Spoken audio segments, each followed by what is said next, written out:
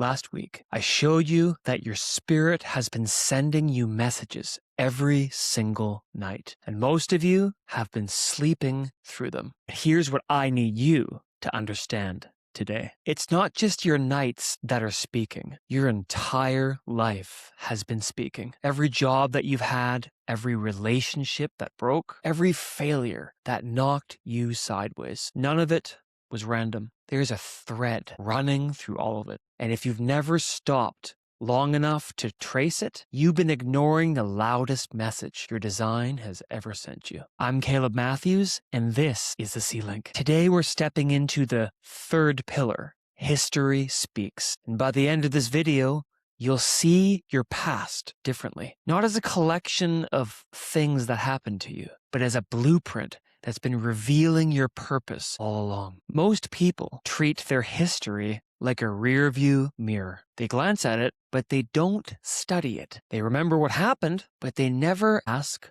why it kept happening. And that's the key. Your history doesn't just record your life. It reveals your design. Here's how. Your history speaks through patterns. Think about the themes that keep showing up across your life. The same kind of frustration at every job, the same feeling of being misplaced in every room, the same pull towards something you can't explain and can't let go of. That's not bad luck. That's not coincidence. That's your design trying to get your attention through repetition. When something keeps showing up, it's because you haven't decoded the message yet. Steve Jobs said it best. You cannot connect the dots looking forward. You can only connect them looking backwards. That man got fired from the company he built. But when he looked back, every setback, every detour, even dropping out of college and sitting in on a calligraphy class, it all connected. The pattern was always there. He just couldn't read it until he turned around. Your history also speaks through pain. This is the one nobody wants to hear, because the things that hurt you the most often point directly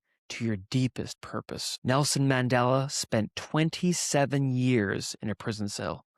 27 years. And when he came out, he didn't come out bitter. He came out prepared. Those years shaped a patience, a discipline, and a vision that nothing else could have built. His pain didn't disqualify him. It was the preparation for everything he was designed to do. And your history speaks through pivots, the moments you didn't choose, getting let go, losing someone, hitting a wall you couldn't climb over. In the moment, those felt like endings. But looking back, they were redirections. Think about Joseph in Scripture, sold into slavery by his own brothers, falsely accused, thrown into prison. Every chapter looked like a disaster, but every chapter was positioning him for the palace. When he finally stood in his purpose, he looked back and said, "What you meant for evil, God meant for good." That's what a pivot is. It's not a dead end. It's a divine redirect. I'll tell you something. When I look back at my own history, I can see it so clearly now. But when I was living it, I thought my story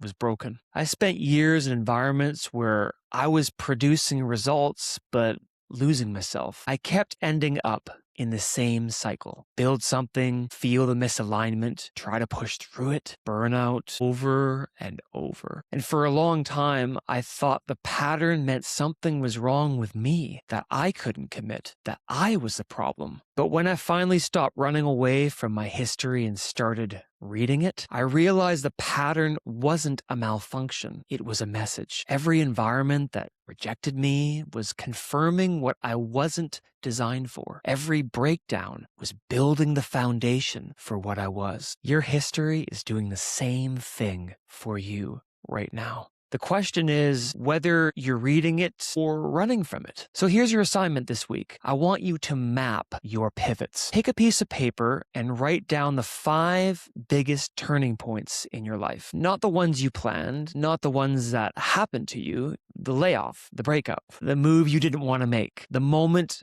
everything shifted. Then next to each one, Write what it led to, what opened up after it closed, what you learned that you couldn't have learned any other way. When you see it on paper, the thread becomes undeniable. Your history wasn't chaos, it was a conversation, and it's been speaking your design the entire time. If this hits different for you, subscribe, because we're building something here. And next week, we're going to go even deeper. Drop a comment below. What's one pivot in your life that felt like a disaster at the time, but turned out to be a redirection? I read every single comment, and I promise you, when you name it, you start to own it. Now, next week, we're stepping into the fourth and final pillar. It's called the I of I principle, and it's going to take you all the way back to your earliest memories, your first joys, the things you were drawn to before the world told you what to be. Because your design didn't start when you got your first job. It was speaking from the very beginning. Most of you